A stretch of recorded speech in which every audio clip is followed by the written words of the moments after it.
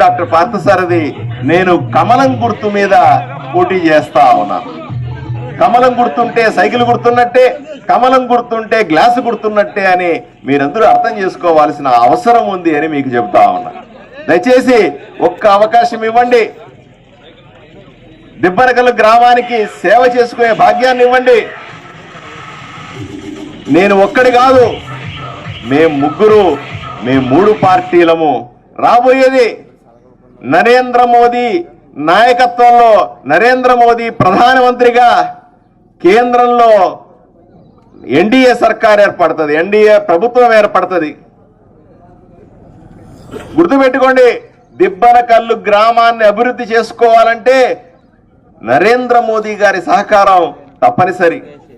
అయ్యా, రైతుకు ప్రతి సంవత్సరానికి 6,000 రూపాయలు మీ అకౌంట్లో వేస్తా ఉన్నా, పేదవాడికి ఇల్లు కావాలన్నా, ఇంటింటికి మరుగుదొడ్లు కావాలన్నా, రోజు ప్రతి నెల మనం తీసుకున్నటువంటి రేషన్ బియ్యం కావాలన్నా, ఇవన్నీ కూడా కేంద్ర ప్రభుత్వం నరేంద్ర మోదీ గారు ఇస్తున్న డబ్బులతో జరుగుతూ ఉన్నాయి. రేపు దిబ్బనకల్లు గ్రామాన్ని అభివృద్ధి చేసుకోవడానికి, ఇక్కడ ఇంటింటికి నీటి కొలాయి ఇవ్వడానికి, ప్రాజెక్టులు పూర్తి చేయడానికి, వీటన్నింటికీ కూడా నేను ఎమ్మెల్యే అయితే కేంద్ర ప్రభుత్వం దగ్గర నుంచి, నరేంద్ర మోదీ దగ్గర నుంచి డబ్బులు తీసుకొని ఇక్కడ ఖర్చు పెట్టగలుగుతాను, ఇంటింటికి కొళాయి వేయగలుగుతాను. అదే ఇప్పటికే 80 కోట్లు ఇచ్చారు అని చెప్తా ఉన్నారు. అంతెందుకండి, ఈరోజు లక్ష్మణ గారిని అడుగుతా ఉన్నా, సర్పంచ్ గారి అకౌంట్ లో సుమారుగా 1 కోటి రూపాయలకు పైన డబ్బులు పడినాయి. ఇది ఎవరిచ్చింది? ఎమ్మెల్యే సాయిప్రసాద్ రెడ్డి ఇచ్చింది కాదు, జగన్మోహన్ రెడ్డి సీఎం ఇచ్చింది కాదు. సర్పంచ్ అకౌంట్ లో నేరుగా డబ్బులు 1 కోటి రూపాయలకు పైన వేసింది ప్రధాని నరేంద్ర మోదీ గారు. ఆయనకి ఇచ్చింది ఎందుకు డబ్బులు? అయ్యా, ఈ గ్రామంలో ఖర్చు పెట్టు, నీళ్లు అవసరం అంటే నీళ్లు ఇవ్వు, కాలువలు అవసరం అంటే కాలువదవు, ఇంకో స్కూల్ కావాలంటే స్కూల్ ఖర్చు పెట్టు, గుడికి కావాలంటే గుడికి ఖర్చు పెట్టు, ఇంకేదైనా కావాలంటే ఖర్చు పెట్టు, ఎవరైనా పేదలుంటే వాళ్ళకి ఖర్చు పెట్టు. ఆయన చేతికి డబ్బులు ఇస్తే ఆయన చాలా సంబరపడ్డాడు. నేను సర్పంచ్ అయినాను, ఈ ఊర్లో అందరికీ బాగు చేస్తాను, నరేంద్ర మోదీ గారు నా అకౌంట్లో 1 కోటి రూపాయలు వేసేసినాడు, బ్రహ్మాండంగా ఉంది అని సంబడి పడిపోయి రాత్రి నిద్రపోయి పొద్దున్న లేచే లోపల అకౌంట్లో డబ్బులు లేవు. ఆయనకు అర్థం కాలే, ఏమైనాయి, రాత్రి 1 కోటి రూపాయలు మాయమైపోయినాయి, ఎవడన్నా దొంగ సంతకం పెట్టుకొని అది తీసేసుకున్నాడా అని కంగారుగా ఫోన్లు చేస్తున్నాడు ఆయన అందరికీ. తర్వాత నిదానంగా మధ్యాహ్నానికి తెలిసింది, ఎవరికి చెప్పకుండా జగన్మోహన్ రెడ్డి గారు ఎత్తుకెళ్ళిపోయారు 1 కోటి రూపాయలు అని తెలిసిపోయింది ఆయనకి. ఆ దెబ్బకి మనిషి కోలుకోలే ఈ రోజు దాకా. ఏం చేయాలో తెలీదు.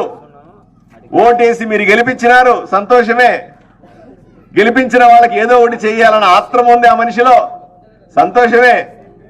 కానీ నరేంద్ర మోదీ ఇస్తే, ఈ గ్రామానికి ఖర్చు పెట్టుకోమని డబ్బులు ఇస్తే మధ్యలో దొంగలాగా జగన్మోహన్ రెడ్డి ఎత్తుకెళ్ళిపోయాడు. ఆలోచన చేసుకోవాలి.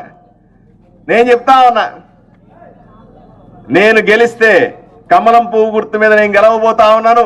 గెలిచిన వెంటనే సర్పంచ్ అకౌంట్లో 1 కాదు 2 కోట్లు వేయమని నేను నరేంద్ర మోదీని ప్రాధాయపడతాను. ఈ గ్రామాన్ని అభివృద్ధి చేసుకోమంటాను. ఆ డబ్బులు ఎవరు ఎత్తుకుపోకుండా నేను కాపలా కాస్తాను. ఆయన నిద్రపోతుంటే నేను కాపలా కాస్తాను. ఆ డబ్బులు ఈ ఊర్లోనే ఖర్చు పెట్టిస్తానని మీకు అందరికీ తెలియజేస్తూ, మరిన్ని గ్రామాలు వెళ్లాల్సింది కాబట్టి నన్ను దీవించమని, నాకు ఒక్కసారి అవకాశం ఇవ్వమని, కమలం గుర్తు మీద ఓటేయమని మీకు చెబుతా ఉన్నా. అదే సందర్భంలో ఎంపీగా పోటీ చేస్తా ఉన్న నాగరాజు గారికి సైకిల్ గుర్తుంటుంది. ఎవరు కన్ఫ్యూజ్ కావద్దు. 2 మిషన్లు ఉంటాయి, 2 ఈవీఎం మిషన్లు ఉంటాయి. ఒక మిషన్ లో కమలం గుర్తు మాత్రమే ఉంటుంది, సైకిల్ ఉండదు, గ్లాసు ఉండదు. అప్పుడు కమలం గుర్తు మీద వెయ్యాలా. ఇంకొక మిషన్ లో కమలం గుర్తు ఉండదు, గ్లాస్ గుర్తు ఉండదు, సైకిల్ గుర్తు మాత్రమే ఉంటది. అక్కడ సైకిల్కి వేయాలి. ఇలా వేసి ఎంపీగా నాగరాజు గారిని, ఎమ్మెల్యేగా డాక్టర్ పార్థసారథి అయిన నన్ను దీవించాల్సిందిగా మిమ్మల్ని వేడుకుంటూ సెలవు తీసుకుంటాను. నమస్కారం.